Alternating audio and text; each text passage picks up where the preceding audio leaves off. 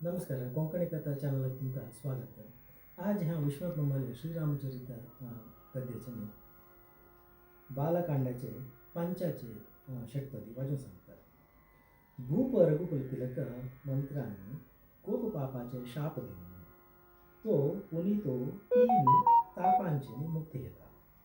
रूप सुंदर लक्ष्मणांत तापवारक सौम्यमूर्ती आपण एका शाळेतील वचनांतिलो पत्नीचो म्हणून हिंदुबद्दल उल्लेख असून हे अर्थ किती वाजून सांगतात। श्रीराम जय राम जय जय राम हे मंत्र आमका कर्मबाधेंचे पार करचे मंत्र।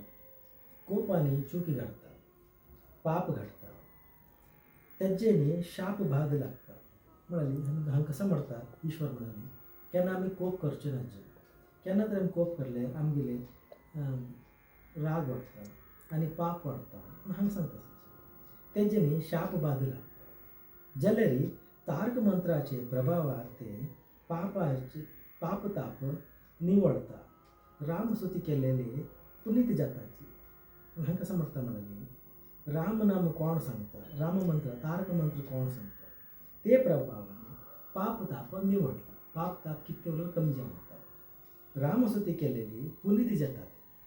श्रीराम रूपवंत आणि लक्षणवंत असेल एक वाक्य एक शर आणि एक पत्नीचे व्रत धारण केले म्हणाले।